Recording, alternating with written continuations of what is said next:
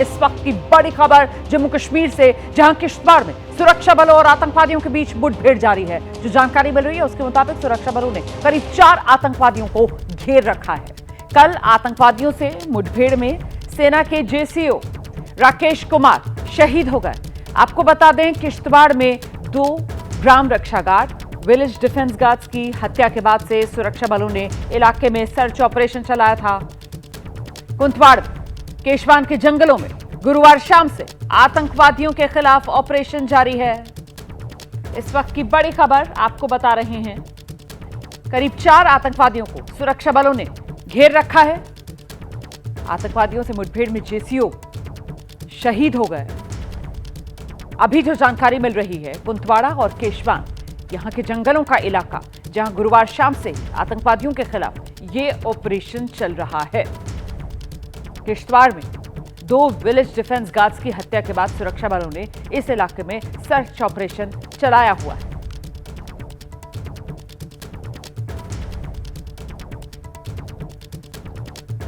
तो जम्मू कश्मीर में आतंकवादी घटनाओं को लेकर सियासत गर्म है। बीजेपी ने आरोप लगाया, बढ़ती आतंकवादी घटनाओं के पीछे स्थानीय लोग शामिल हैं और साथ ही दावा किया जल्द ही आतंकवादियों का सफाया हो जाएगा। वहीं दूसरी तरफ कांग्रेस ने केंद्र सरकार पर निशाना साधा है।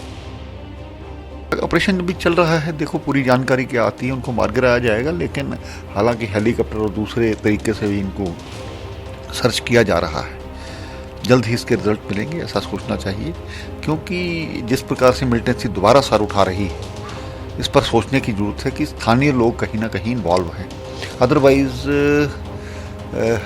बाहर के लोग आकर के इतना बड़ा वो कांड करें, वो संभव नहीं होता जब तक कि स्थानीय लोगों की मिलीभगत ना हो।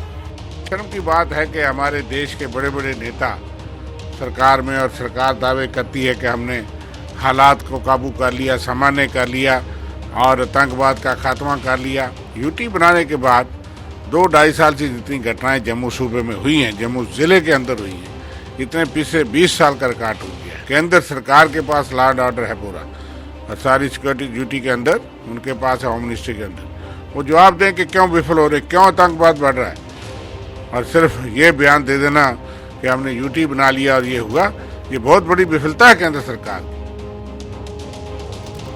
तो देखिए किस तरीके से सियासी बोल और ये सियासी आर पार, जहां एक तरफ कांग्रेस है जिसकी तरफ से सवाल उठाया जा रहा है कि जम्मू में जिस तरीके से आतंकवाद का बोलबाला पिछले कुछ समय से देखने के लिए मिला है, इसके लिए केंद्र सरकार और केंद्र सरकार की नाकामी जिम्मेदार है। वहीं दूसरी तरफ बीजेपी की तरफ से साफ तौर पर कहा जा रहा है कि जो आतंकवाद की ये नापाक साजिश, जिसमें जम्मू रीजन को खासतौर से निशाना बनाया जा रहा है, ये स्थानीय लोगों की मिलीभगत के बिना नहीं हो सकता है। और ऐसे में आतंकवादियों से मुठभेड़ में एक जेसीओ शहीद हो गए हैं। जम्मू कश्मीर के किश्तवाड़ में आतंकवादियों से मुठभेड़ अभी भी जारी है। जेसीओ राकेश कुमार की तस्वीर हम आपको दिखा रहे हैं। हिमाचल के रहने वाले जेसीओ राकेश कुमार।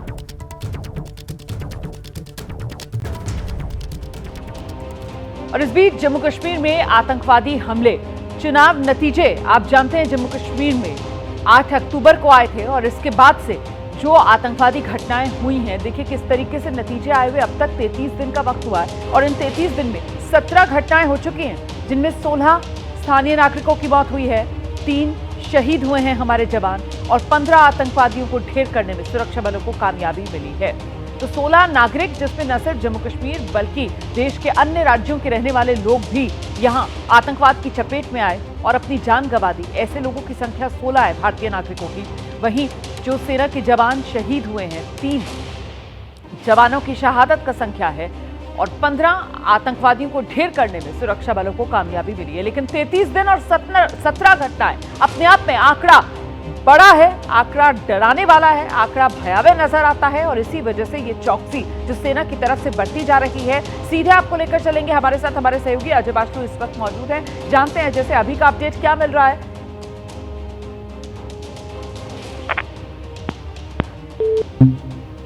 अजय, आपको मेरी आवाज मिल रही है?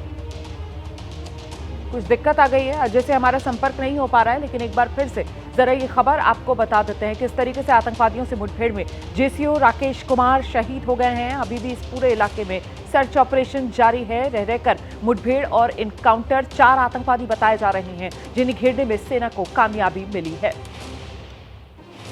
आगे बढ़ते हैं अगली बड़ी खबर। बाबा सिद्दीकी मर्डर केस में मुख्य शूटर शिव कुमार को पुलिस ने गिरफ्तार कर लिया है। बाबा सिद्दीकी के मर्डर की साजिश रचने और उसे अंजाम देने में शिव कुमार की अहम भूमिका बताई जा रही है। शिव कुमार ने पूछताछ में बताया, धर्मराज कश्यप और वो एक ही गांव के रहने वाले हैं। पुणे में स्क्रैप का काम करता था। शुभम लोनकर और उसकी दुकान आसपास थी। शुभम गैंगस्टर लॉरेंस बिश्नोई के लिए काम करता था। उसने स्नैपचैट के जरिए उसके भाई अनमोल बिश्नोई से बात कराई थी और उसी ने बाबा सिद्दीकी की हत्या के एवज में 10 लाख के साथ हर महीने पैसे देने का वादा किया था। बाबा सिद्दीकी की हत्या के लिए हथियार, मोबाइल, सिम शुभम लोनकर और यासीन अख्तर ने मुहैया कराए। वारदात को अंजाम देने के बाद आपस में बात करने के लिए तीनों शूटर्स को नए सिम और मोबाइल फोन दिए गए। तो पूरी प्लानिंग के साथ बाबा सिद्दीकी की हत्या को अंजाम दिया गया। हम सीधे आपको लेकर चलते हैं। हमारे साथ हमारे सहयोगी सूरज ओझा इस वक्त मौजूद है। और सूरज, जिस तरीके से शिव कुमार को गिरफ्तार करने में कामयाबी मिली है, ये तो एक बड़ी लीड आप कह सकते हैं। और ये मामला जो उलझता हुआ सा नजर आ रहा था, साफ तौर पर उस गुत्थी को सुलझाने में बड़ी कामयाबी जो मिली है जांच एजेंसी को। जी बिल्कुल, देखिए काफ़ी लकी कहूँगा मैं मुंबई क्राइम ब्रांच को और यूपी एसटीएफ को, क्योंकि ये जो आरोपी है वो नेपाल भागने की पूरी तैयारी में था। और अगर कुछ और देरी होती शायद एजेंसियों को, तो ये आरोपी नेपाल पहुंच गया होता। उसके बाद उसे पकड़ पाना काफ़ी मुश्किल हो जाता। जिस तरह से शिव कुमार गौतम की गिरफ्तारी एक बहुत बड़ा ब्रेक थ्रू है इस पूरे मामले में। और इसी के बाद अब एजेंसियां रिकॉर्ड पर आकर इस बात को कबूल कर रही हैं कि अब इस पूरे मामले में लॉरेंस बिश्नोई और उसके गैंग के लोगों का साथ है। देखिए, इस मामले में एबीपी न्यूज़ ने सबसे पहले खबर चलाई थी कि जो फरार आरोपी है उसने स्नैपचैट के जरिए अनमोल बिश्नोई से बातचीत की थी। शुभम लोनकर इस पूरे मामले में डायरेक्ट कांटेक्ट वाला आदमी है, गैंगस्टर है, जो कि डायरेक्टली अनमोल बिश्नोई और लॉरेंस बिश्नोई के संपर्क में था।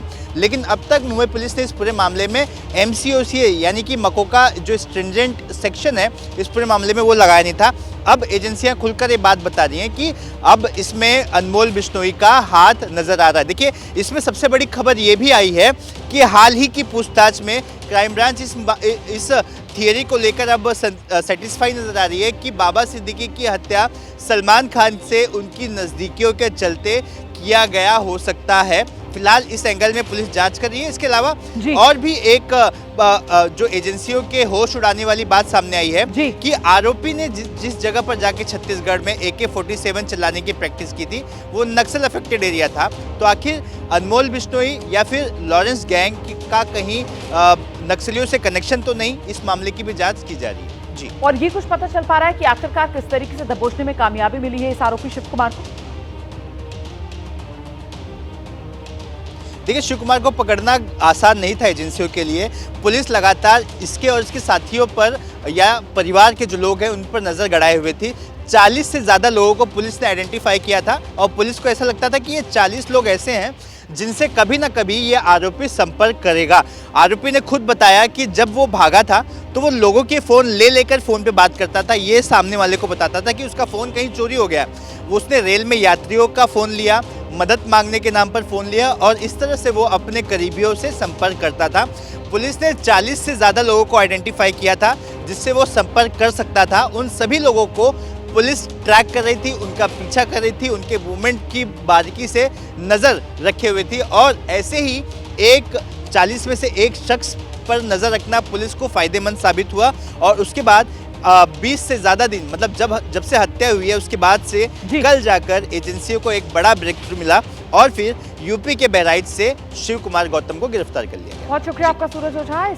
आगे बढ़ेंगे। अपने भड़काऊ बयानों को लेकर चर्चा में रहने वाले इस्लामिक धर्मगुरु तौकीर रजा खान मुसलमानों से एकजुट होकर रविवार को दिल्ली का घेराव करने की अपील की है। उन्होंने भड़काऊ बयान तौकीर रजा खान की तरफ से दिया गया है। किसी में हिम्मत नहीं जो उनकी संपत्ति पर कब्जा कर सके, ये कहना है तौकीर रजा खान का। उन्होंने धमकी दी, मुसलमानों की संख्या क्यों छिपाते हो, जिस दिन सड़कों पर आ जाएंगे रूह कांप जाएगी। देखिए किस तरीके से भड़काऊ बयान, उकसावे वाली बातें तौकीर रजा की तरफ से की जा रही हैं। अल्हम्दुलिल्लाह हम बेदार हैं। किसी के बाप की ताकत नहीं है कि हमारी जायदादों पर कब्जा कर ले। और मैं कहता हूं तुम आओ, 24 तारीख को ये बात होगी, ये दिखाया जाएगा कि आज हम पूरे अमन के साथ आए हैं, हाथ में तिरंगा लेकर आए हैं, कानून अपने हाथ में नहीं लिया है, कानून के दायरे में आए हैं। लेकिन अगर हमारी बातें नहीं मानी गई तो 15 दिन के बाद फिर आएंगे और उस दिन तुम्हारी जिम्मेदारी होगी, उस दिन हम अपने तरीके से आएंगे। ये ऐसी तादाद में देखो, तुम दिखाओ कि हमारी तादाद को छुपाते हो। जिस दिन हम सड़कों पर आएंगे तो तुम्हारी रूह कांप जाएगी और तुम हमारी बात सुनने पर मजबूर हो जाओगे। अपने मुल्क के लिए जद्दोजहद करते हैं। हमारे नौजवान बुज़दिल नहीं है। ये बात मैंने बार बार कही है कि हमारे उलमा ने, हमारे दानिशवरों ने, हमारे कायदीन ने अपने नौजवानों को कंट्रोल करके रखा है। जिस दिन ये नौजवान हमारे कंट्रोल से बाहर हो गए तो तुम्हारे बस की बात नहीं है कि इनको कब्जे में कर सको। मौलाना तौकीर रजा का ये भड़काऊ बयान आप सुन रहे थे। आगे बढ़ रहे हैं हम महाराष्ट्र, जहां चुनावी शोर के बीच नेताओं के बीच जो जुबानी जंग है वो तेज होती नजर आ रही है। उद्धव ठाकरे के बेटे शिवसेना उद्धव गुट के नेता आदित्य ठाकरे ने चुनाव प्रचार के दौरान धमकी भरा बयान दे दिया है। आदित्य ठाकरे भाईकला में प्रचार करने पहुंचे थे और इस दौरान धोखा देने वालों को चेतावनी आदित्य ठाकरे की तरफ से दी गई। उन्होंने कहा अगर उनकी सरकार आ गई तो बर्फ की सिल्ली पर लिटाएंगे। मी तुम्हाला वचन देत आहे, ज्यांनी हा महाराष्ट्राला धक्का लावलेला आहे त्यांना बर्फाच्या लादीवर मी झोपवणार आहे, त्यांना जेलमध्ये मी टाकणार आहे। इथे पण एक गद्दार आहेत जे तुमच्या समोर उभे राहिलेत, मनोजजी आहेत ना गद्दार। आता काय सांगतात त्या लोकसभेत पडले, आता सांगतायत की आता कदाचित मंत्री बनेल। काय मंत्री बनणार? तुमचं सरकार येणारच नाही, हा महाराष्ट्र तुम्हाला हद्दपार करणार म्हणजे करणारच। आगे बढ़ते हैं, बात करते हैं चुनावी नारों की। बीजेपी ने 2 चुनावी नारों से पूरा का पूरा एजेंडा चुनाव का सेट कर दिया है। पहले तो उत्तर प्रदेश के मुख्यमंत्री योगी आदित्यनाथ, बटोगे तो कटोगे वाला उनका नारा, और अब प्रधानमंत्री नरेंद्र मोदी, एक रहेंगे तो सेफ रहेंगे वाला उनका नारा। और इन नारों से जो विरोधी कैंप है उनमें बेचैनी बढ़ गई है। पूरा चुनाव प्रचार जो है वो फिलहाल इन्हीं 2 नारों के इर्द गिर्द सिमटता हुआ नजर आ रहा है। बीजेपी के पिच पर आकर विपक्ष के नेता खेल रहे हैं। सवाल ये, क्या बीजेपी को जीत का सेफ फॉर्मूला इन नारों के जरिए मिल गया है? हमेशा याद रखना है, एक रहेंगे तो सेफ रहेंगे। बांटेंगे तो कटेंगे वाले बयान की वायरल सफलता के बाद अब चुनावी पिच पर बीजेपी ने एक रहेंगे तो सेफ रहेंगे का टैगलाइन बना दिया है। झारखंड से लेकर महाराष्ट्र और यूपी तक इसी पिच पर चुनावी बल्लेबाजी हो रही है। बचिए मत, एक रहेंगे तो सेफ रहेंगे के भाव के साथ हमें भारतीय जनता पार्टी और एनडीए के प्रत्याशी को विजयी बनाना है। माननीय मोदी जी ने संदेश दिला है, एक रहेंगे तो सेफ रहेंगे, एक रहेंगे, एक रहेंगे, एक रहेंगे। लेकिन राहुल गांधी ने पीएम मोदी के बयान को इस पोस्टर के जरिए काउंटर किया है। सोशल मीडिया पर राहुल ने लिखा है, मन की बात अब जुबां पर। पोस्टर पर एक हैं तो सेफ हैं लिखा है। पीएम के साथ तस्वीरों में अमित शाह, अजित डोभाल, गौतम अडानी से लेकर सेबी की चीफ तक शामिल हैं। ओवैसी के तंज का अंदाज थोड़ा अलग है।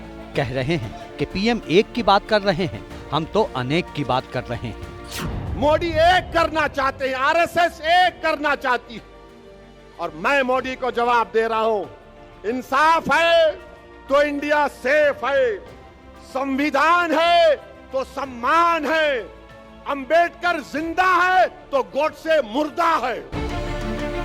उधर उद्धव ठाकरे की शिवसेना कह रही है कि बीजेपी की वजह से तो महाराष्ट्र ही सेफ नहीं, इसीलिए उनको बाहर करना है।